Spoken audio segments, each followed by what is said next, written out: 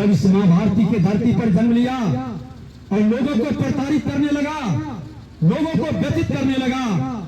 सताने लगा, डराने लगा, भयभीत करने लगा, तो कोई सेना लेकर नहीं, कोई बड़ी फौज लेकर नहीं, भगवान परशुराम ने अकेले परशु लेकर निकल गए और इन अधर्मियों का नाश कर करके इस धरती को फिर से धर्म की स्थापना की। जय परशुराम, जय जय परशुराम। ये बाबा परशुराम विष्णु अवतार है और भगवान परशुराम के जयंती के अवसर पर आयोजित पुस्तक विमोचन समारोह में उपस्थित हमारे गोड़ के पूर्व विधायक आदरणीय श्री रणविजय जी, पूर्व आईपीएस बड़े भाई श्री गिरिजा बाबू, अमर जी, मुजफ्फरपुर के मनीष कश्यप जी, हमारे नौजवान यूट्यूबर नागेश्वर सम्राट जी, अंजनी बेनुपुरी जी, जो इस किताब के संपादक हैं, यहाँ उपस्थित सभी भगवान परशुराम के पथ पर चलने के संकल्प को साकार करने का संकल्पित नौजवान मित्रों, आज भगवान परशुराम की जयंती स्वामी सहजानंद सरस्वती समाज में जो उनके पश्चिमों पर चल करके व्याप्त असमानता, रूढ़िवादिता और अन्याय के खिलाफ एक सशक्त आवाज बने, यह प्रेरणा भगवान परशुराम से ही मिला था। स्वामी सहजानंद सरस्वती हो या चाणक्य की नीति का दर्शन हो, जब जब धर्म पर आघात होने लगता है, अधर्म का प्रभाव धर्म के पथिक को भयभीत करने का प्रयास करता है, तो ठीक कह रहे हैं हमारे पूर्व की वक्ता, तो धर्म के पथ पर चलने वाला इन अधार्मिकों से डरता नहीं है। धर्म की रक्षा के लिए परशु उठाकर इस धरती को पवित्रता की राह और पथ पर ले जाने के संकल्प को साकार करता है।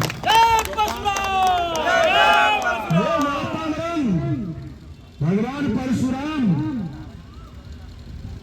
एक सात्विक सनातन सृष्टि के उस वातावरण को, उस माहौल को खड़ा करने का काम किया और सहस्त्रबाहु जैसा महापापी, अधर्मी, अत्याचारी, व्यभिचारी, भ्रष्टाचारी मानसिकता के लोग जब इस मां भारती के धरती पर जन्म लिया और लोगों को प्रताड़ित करने लगा, लोगों को व्यथित करने लगा, सताने लगा, डराने लगा, भयभीत करने लगा, तो कोई सेना लेकर नहीं, कोई बड़ी फौज लेकर नहीं, भगवान परशुराम ने अकेले परशु लेकर निकल गए और इन अधर्मियों का नाश कर करके इस धरती को फिर से धर्म की स्थापना की। भीड़ की जरूरत नहीं पड़ती है, अधर्म के विरुद्ध लड़ने के लिए भीड़ की जरूरत नहीं है। धर्म के पथ पर चलने वाले की जामात बढ़ते जाती है और अधर्म का नाश करने के लिए भगवान परशुराम को याद कर करके इनकी सौद और वीरता को, जो चिरंजीवी है, जो सदा इस पृथ्वी पर विराजने वाले हैं, और भगवान परशुराम तो विराज ही रहे थे, स्वामी के भक्त सेवक भी उनके हनुमान जी भी चिरंजीवी हैं और भगवान परशुराम और हनुमान जी दोनों साथ साथ धरती पर विराज रहे हैं। इसलिए अधर्म के पथ पर चलने वाले लोग हमेशा इस बात को ध्यान में रखें कि जहां दो दो महाशक्ति एक साथ विराज रहा है,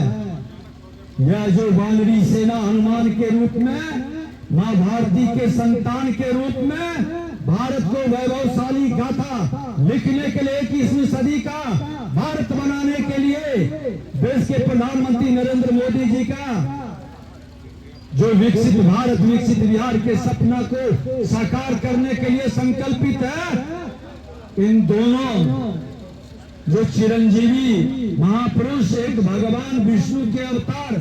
एक देवों के देव महादेव के अवतार, इन दोनों को स्मरण करके धर्म के पथ पर चलने वाले का और इस धरती पर जो भी निवास करता है उसकी रक्षा का अपना सूत्रधार बनने का आपको एक अवसर है। हम आग्रह करेंगे कि अत्याचारी के विरुद्ध लड़ने के लिए आपको ये अदृश्य शक्ति भगवान परशुराम और हनुमान जी जो चिरंजीवी के रूप में है, उनको धर्म की स्थापना के लिए ही दोनों का अवतरण हुआ था। और हमेशा धर्म के पथ पर चलने वाले के साथ आप सब उनके पर वंशज, हमेशा भूमिहार हो या ब्राह्मण हो या उनसे जुड़े लवकुश के अवतार हो या भगवान कृष्ण भी विष्णु के अवतार हो और भगवान राम के माता सबरी हो या निषाद राज हो, सभी तो भगवान विष्णु के स्वरूप का ही आराधना प्रार्थना करने का, शक्ति के संचार का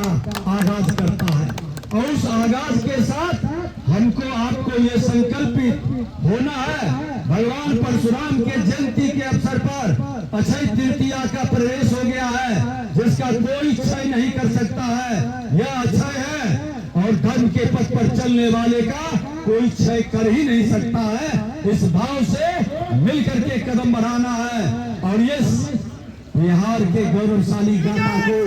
बढ़ाना है। भारत माता की